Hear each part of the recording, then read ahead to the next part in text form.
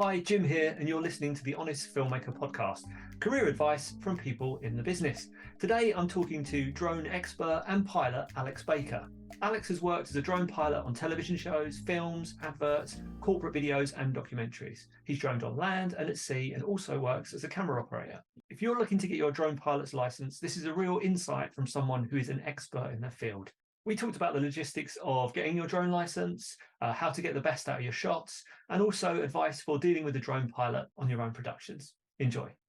So for people who don't know, because I'm thinking mainly it might be a student or somebody who's decided to start their own business and thinks this is something that they're passionate about, really excited about drones, that kind of stuff.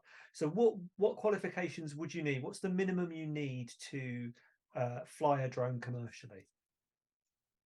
The regulations have changed a little bit recently. I've just had to do a conversion course. I think the minimum you need is an A2 CFC, which is not a particularly difficult thing to get. You need that when we're saying flying commercially. This is a grey area. A lot of people struggle. You know, if you're doing a photograph for an estate agent and he gives you a bottle of wine, then that's a payment. So you should have the qualification. Your craft should be registered anyway, and it's good. It's vital to know the rules, and where you should and where you shouldn't fly, and what you should fly over, and what And then we have the sub 250 gram, which kind of people go, oh, I can do anything, and that's been really quite damaging. The rule book gets thrown out the window.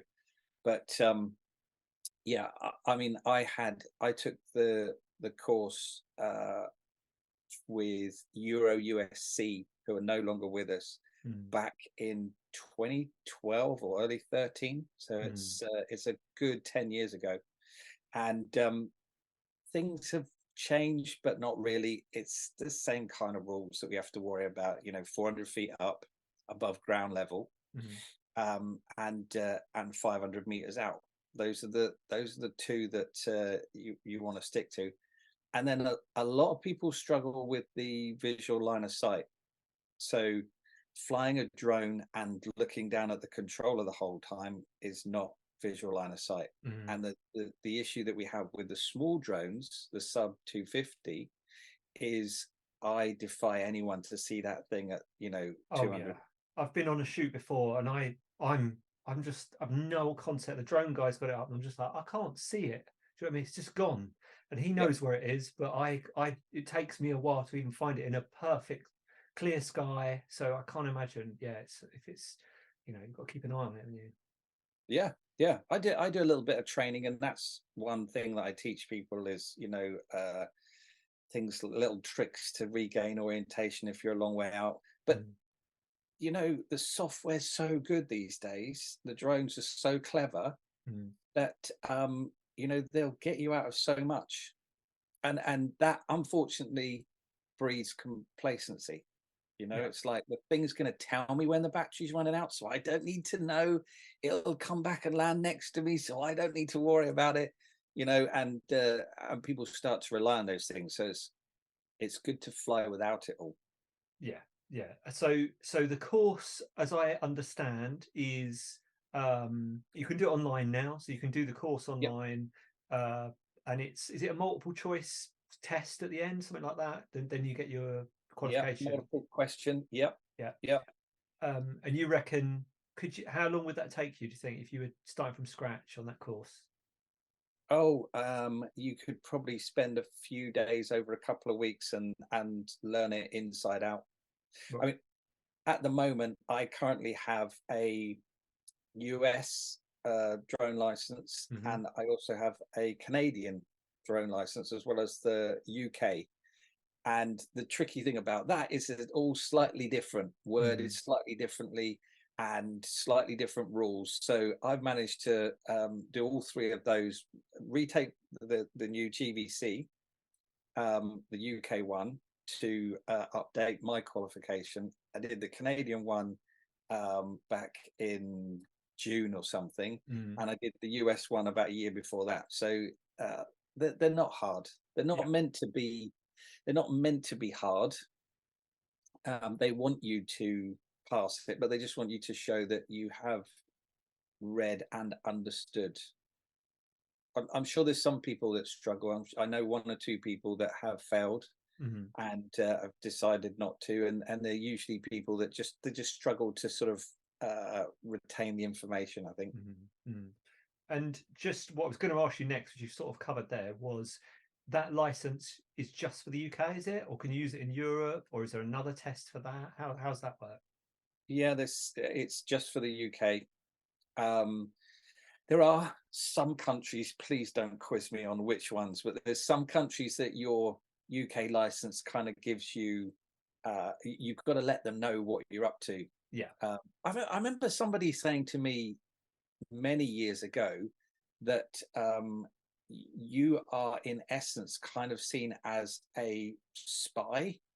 If you're turning out as a British citizen, turning up in a foreign country with something that can fly and take video or data, you might only be there to take some nice pretty pictures of a film set, but actually you could be there in a very devious guise, and so being above board, telling the right people, the right authorities what you're up to is absolutely the right way to go about it. And everything is fine till it goes wrong. When it goes wrong, are you insured? Are they going to put you in prison in Spain? Who knows? Don't risk it. Yeah, good advice. And just the last thing on the licenses and all that stuff. So that license you get, your first license you get, is there one above that? I'm assuming that, does it go up on weight and then you've got the massive ones with loads of blades on them, or how's that work? Yeah, the number of blades doesn't govern anything. Okay. It's sub 25 kilograms. Yeah. That's all up maximum takeoff weight. So it's not like here's the drone and it weighs 25 kilograms and then we put on 5-10 kilograms of batteries and camera. That's a complete takeoff weight. So what's the next? Do you have to do another exam to go up after that? Yeah, after that it's beyond visual line of sight, so BVLOS, and you've also got things like reduced distances. So when we take off, you're normally governed to a minimum distance of 30 meters from uninvolved people, and then 50 meters once you're in the air. And you can reduce that. So if you were filming in the center of London or you're doing a roof inspection, you could go 250 gram and reduce that. So under 250 gram, where they deem it as unlikely to do much harm to anyone. But just say you've got 25 kilogram craft and you want to fly within 5 meters of uninvolved people, then you've got to write a safety case and submit it to the CAA. And there's a lot of work in that. So there's an operational safety case. There's also beyond visual line of sight. So how far I can fly the thing. What else is, and then there's over 25 kilograms where you start getting into serious bits of kit. I don't work with or know anybody that flies anything over 25 kilograms that's not linked in some way with the military. Right. Okay. Okay. So, a Predator drone is over 25 kilograms and it's flying a lot further than 400 meters away. Yeah. Okay, so I think that's me getting the logistics and the license stuff out of the way. What would be your advice for someone just starting out, and something I've noticed people do, and maybe this is because I'm looking at rushes, maybe everybody does this, is people who aren't as good at it, you'll see, so I do a lot of videography on the water, filming boats, stuff like that.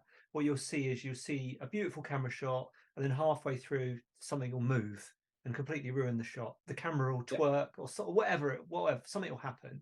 Is that common? Am I just seeing rushes, or is that something you sort of learn to smooth all of that stuff out the more you do it?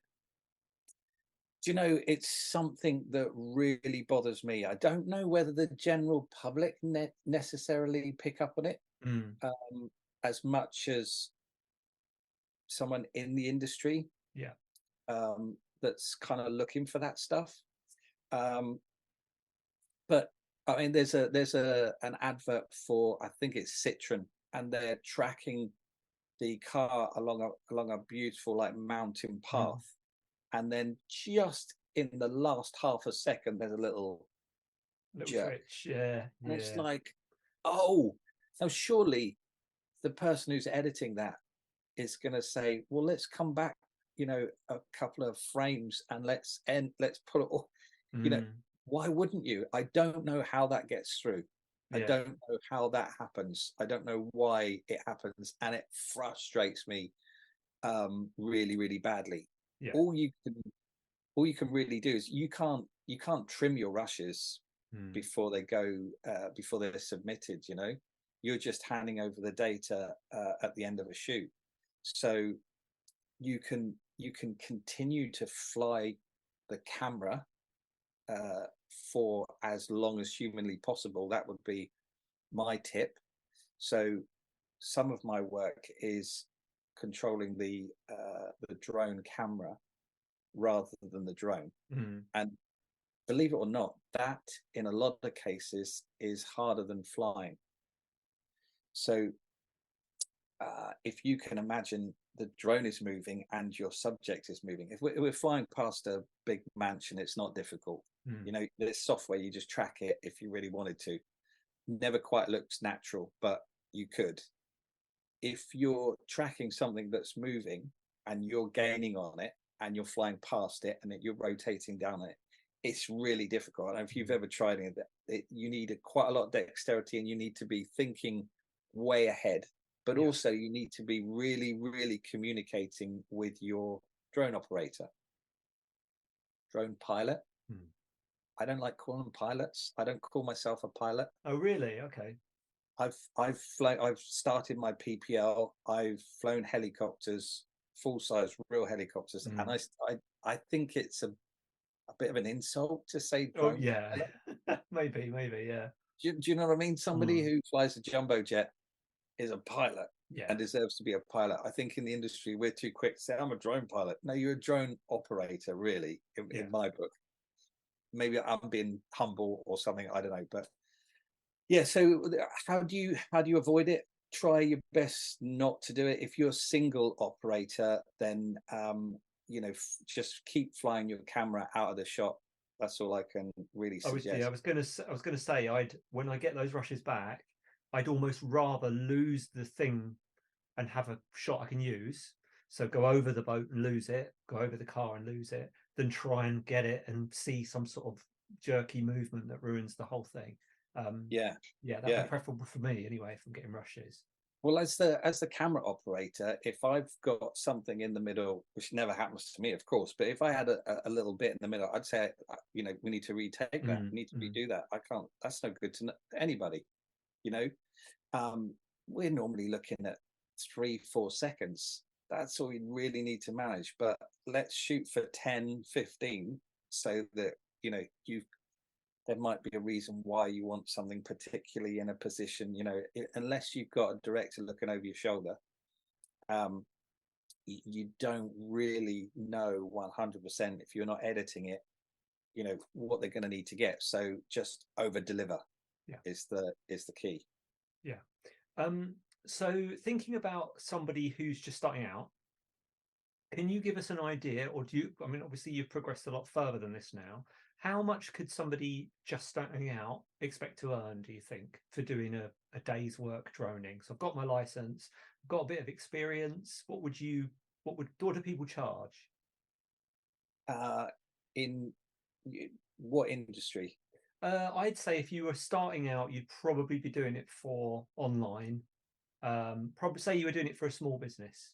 What would you suggest that person charge? Okay. I think somebody once told me as much as you can get away with without laughing. That's a good bit of advice. Yeah.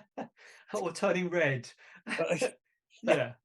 So when you have no show reel, when you have no experience, you're not gonna charge a great deal.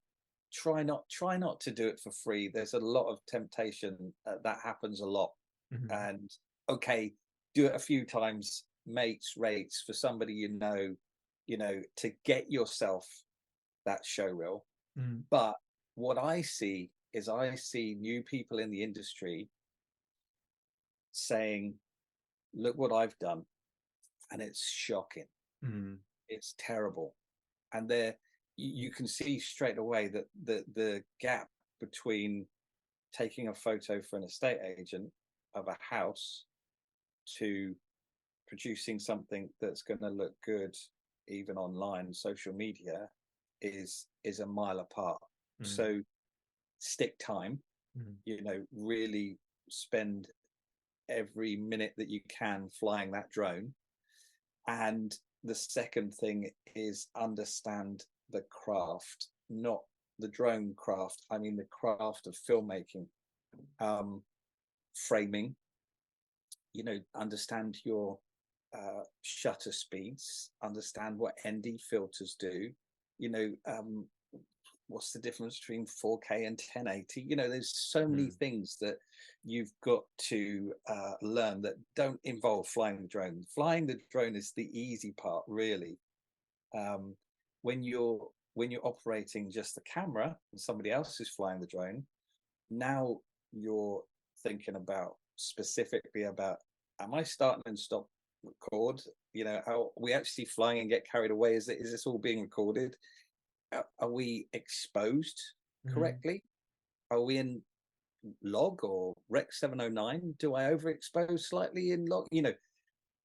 Am I going from looking into the sun to looking in the shade?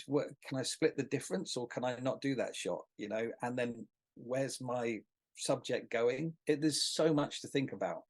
And you also need to direct your drone pilot. So I've worked with guys operating the camera for me, and they've said, a crew have gone, oh, we've got a runner who's really good at Xbox, and he'll be great. Yeah. And then what he does is he looks into the shade, into the hoodman, and goes deathly silent. Like, speak to me. Come on, tell me what's going on. Tell me to be higher, faster, lower, whatever. Just give me some, shout at me. I don't care.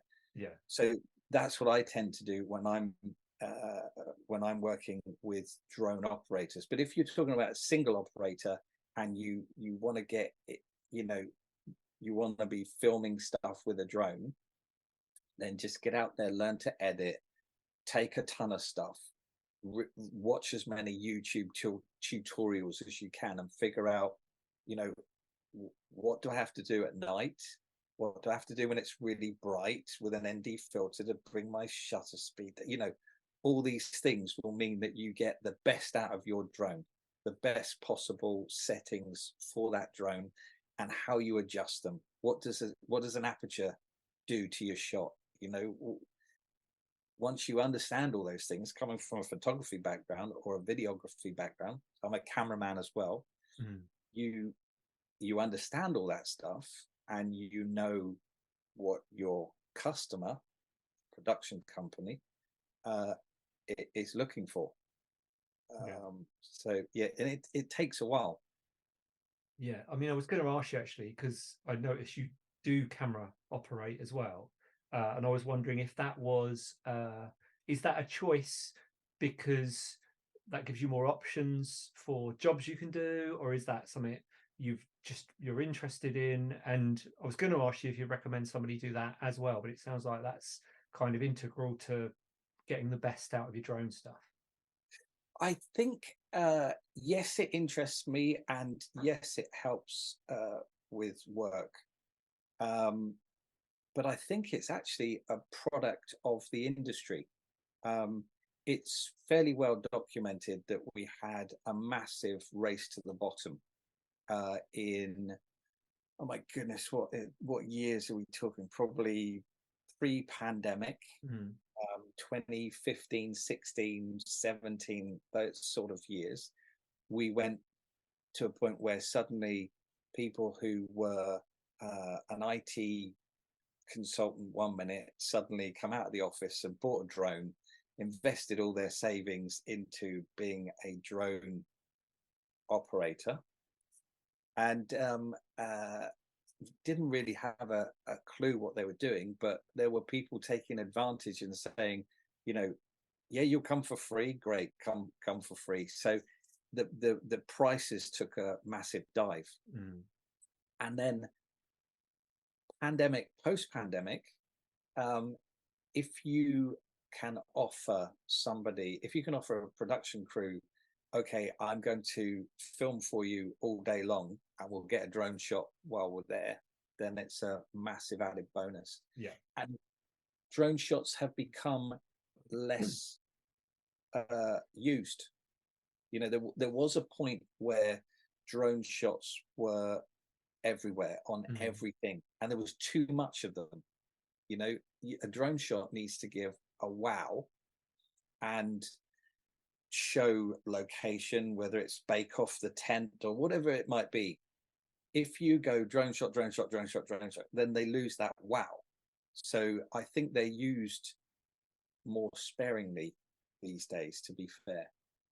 So if you book in a shoot and you say, yeah, we want an establisher, we want a big wide of what's going on, and we might want to follow a car a lot as it arrives, but other than that, we want you behind the sticks, that works perfectly for them. If you are just saying, okay, I can fly the drone and then I'll sit around and charge you my day rate and I'm not going to do anything else, you're not as employable, obviously. Yeah. And I would say when I book freelancers, the first question I say is, oh, can you drone? Have you got a drone? And I don't mind if it costs me more, but I know that they've got that in the bag should we want to chuck it up and just get, like you say, that establishing shot, the beauty shot. It just gives me more options when I come to edit. Yes. And a cameraman is going to understand the settings on the drone. Yeah. You would hope. So he doesn't have to be a good drone operator. He can just fly that. He can lock it onto a target, do a little orbit around something. You get a nice drone shot. He's exposed it properly, given it to you in the same color profile as the camera, etc., etc. You can edit all together. Looks lovely. And you haven't paid £300, £400, £500, £600 for a drone operator who's there for 20 minutes. Definitely. Makes sense. Yeah.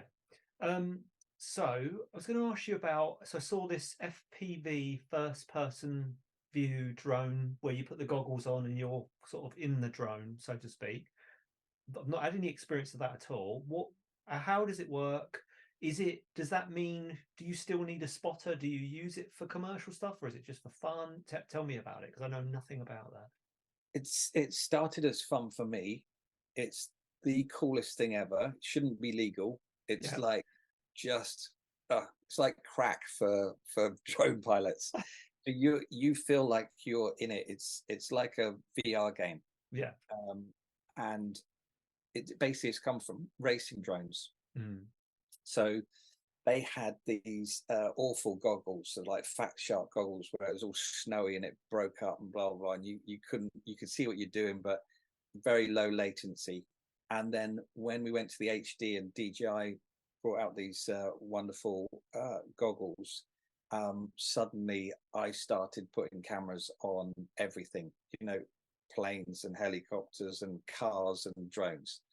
And I mean, my fastest little drone goes from 0 to 120 mile an hour in, I don't know, half a second. It's just insane. Yeah. It's like, Tesla, they accelerate fast. This weighs nothing and it's electric motors. And the shots that they get from the drone, from an FPV drone, are just cool. Rather than everything being static and your horizon's fixed, the drone's moving, but everything's tilting and moving, and you're flying through gaps. And it reminds me of those early days of drones where they'd never seen anything like this before. There was only helicopters, and then suddenly you were giving them a shot similar to that helicopter, and like, wow. And it's so lovely when you've got a crew just going, oh my God. I've had cameramen before, like get the hump and just go, well, I'm going home then. If he's doing all this, amazing stuff, you don't need me. FPV was kind of like that, again, people are going, wow, you threw, that tiny little gap, and it gives you a bit of adrenaline, gives you a bit of a buzz. A couple of years ago, I flew through a air museum with a, priceless Spitfire. Flew through the wings of a biplane, and it's just awesome fun. But that becomes a cine whoop rather than a racing drone. So you're a different, if you're chasing a drift car, you need a fast drone that's agile, that's got the speed to keep up with that stuff. If you're flying in an environment where you want a small drone with a ducted, protected prop that can sort of float through, you've seen those shots where you just sort of float through places, it's a different drone. So, I have got a lot of drones, a lot of different drones. A lot of drones for a lot of different things. Yes. I think the film I'm thinking of is I can't remember, I think it's called Ambulance. Is the Michael Bay one? Have you seen that? Where I think he flies those goggle ones under an ambulance as it's crashing over some cars, and the shot's just incredible. And I think they invited someone down for the day, might have been a stunt pilot or something, and some of the stuff they've got out of that is just crazy, because obviously he's probably got the budget that if one gets smashed up, it's not, get another one out of the box. But yeah, some of the shots in that movie are really, really good. Really good. That'll be someone who's come from drone racing. So I've never raced against other people. I have built courses and raced around courses at my local flying field, which is great fun. But the racing pilots are they're usually quite young, incredible reactions and instincts, and they've spent hours and hours and hours flying that drone. They're going to be, forgive me for saying this, but geeky nerds who just every day, they're flying their drone, and what they can make it do is incredible. I feel humbled when I fly with somebody like that. I can do the tricks, I can fly.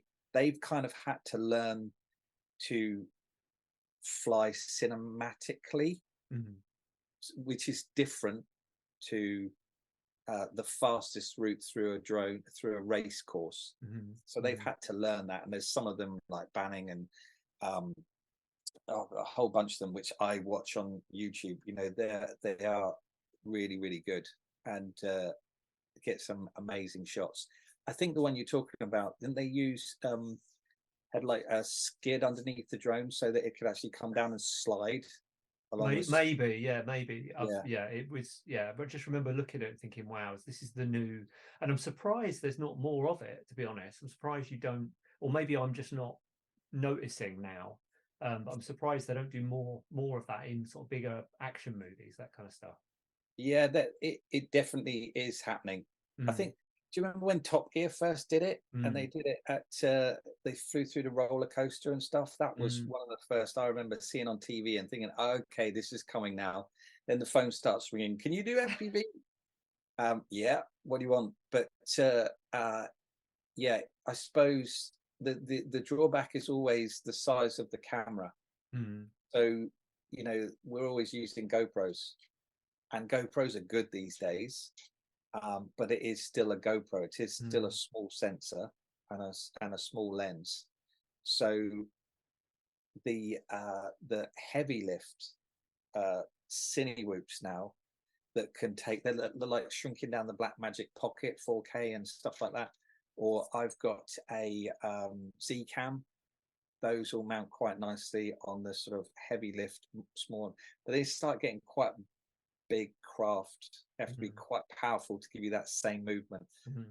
But it's the weight. So a small light drone is a different movement really to a heavier cine lifter, but you get the same sort of feel, but that weight gives you the smoothness, which is quite nice. So those shots coming out.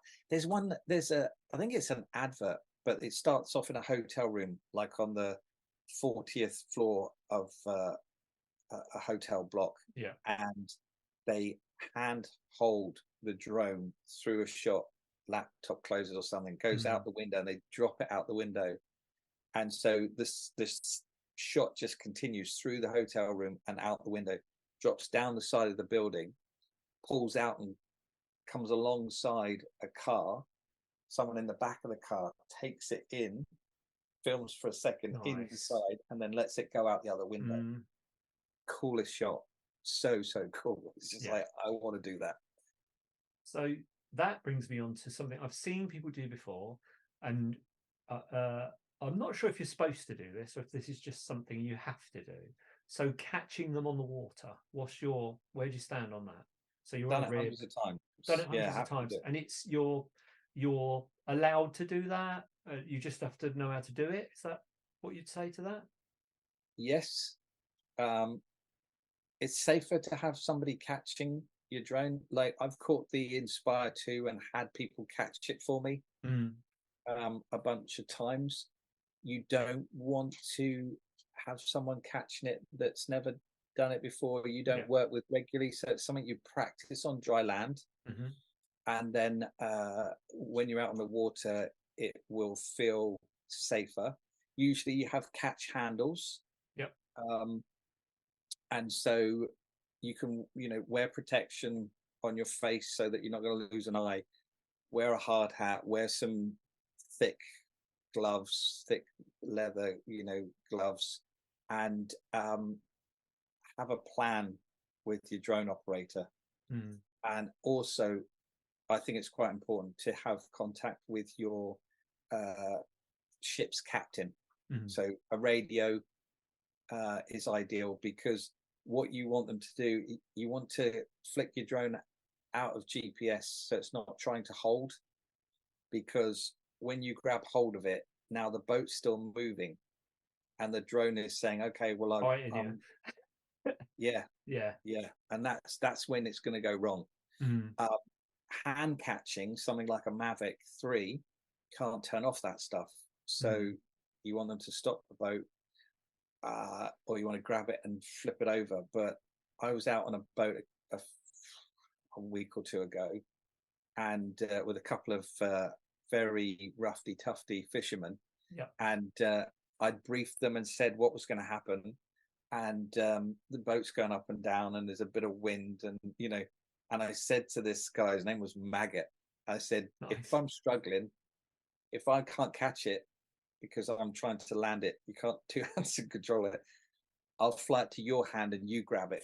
And he had these big banana fingers and he just snatched it out of the sky. It was great. No gloves on, no protective gear, just it came. But it's a little Mavic, so it's a little bit different. But it's definitely not illegal. No. Okay, that's good to know. And that brings me on to insurance, because obviously, especially filming on the water, I guess if it falls out of the sky, it's going to smash to smithereens anyway. What do you do for insurance? Is there a drone insurance company? Do you do it with a regular insurance company? What would be your advice for somebody starting out? What do they do? Just Google it? I've been with one insurance company, Cover Drones, since 2012, and I expect they insure other stuff, but they are a drone specific. I think there's Moonrock and a couple of others, just to make it fair. I'm not recommending one, but they make it very simple. You can go online and insure for one day. You can meet the requirements of your client as far as public liability is concerned. So I think this entry is 1 million. I think it's 16 million is the top now. I'm working for a client next week and they've specified 6. So okay, I think I've got to go to 10. But you've covered that requirement. And then on top of the public liability, you're also insuring the craft. I don't tend to insure the controller and the parts that are staying with me, because the way I look at it is, okay, if it gets stolen out of my car, that's quite unlikely. I'm taking it into the hotel room. otherwise it's near me. If the drone falls out of the sky, I'm still going to be left with the, 2 controllers and iPads and screens and all that sort of stuff. So why am I ensuring that? I, touch wood, have never had an accident, never claimed. And that means that my insurance is still very reasonable.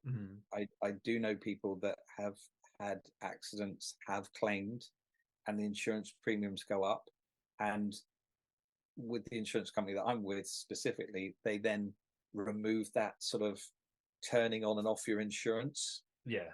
So it becomes more expensive overall. So you really don't want to crash and claim.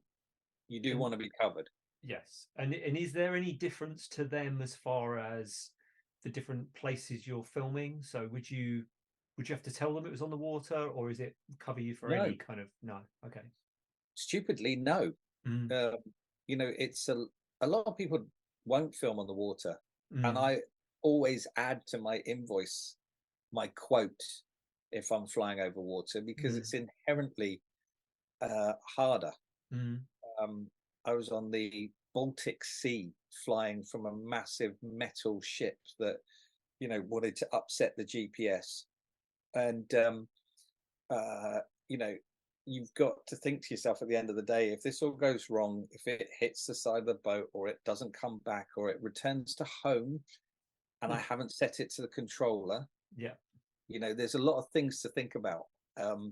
One of the mistakes that I made early on was my drone is set to 400 meters maximum distance. But if you think about it, you take off and you fly after a boat, and you can be half a mile away in 20 minutes, by which time your drone's hitting the end of its distance, and you return to home set from where you took off on the quayside or on the boat, or so you've really got to think about that stuff to be safe. I wouldn't suggest anyone flying from a boat until they're really, really confident and comfortable and a good operator. Flying from the shore out over the sea shouldn't really make any difference. Okay, yes, you can't put it down, but you shouldn't really be doing that anyway. You should be coming back long before your batteries run out. But then there's issues with wind direction. If you've flown out with the wind and it's taking you out there really quickly and you get carried away and you don't think about it, then when you start to come back, it doesn't want to, it's a lot more harder work to get back, and you can be running out of battery. But they're so clever, they're so easy to fly these days. It takes very little skill. My kids age 7 could fly a drone quite happily, quite confidently. I would definitely recommend that anybody who is looking at flying a drone and flying it commercially, then okay, you've got your DJI Mavic, for example, and it'll do everything for you. But I would really suggest getting a racing drone, building it from scratch, understand how it works, learn about it, and then learn to fly it in manual. So the thing will flip over, and it's hard, and takes quite a bit of practice, but it will take you to another level of skill and understanding. Thanks for listening. If you want more advice from people who are already in the industry that's going to help you with your career, then please do subscribe.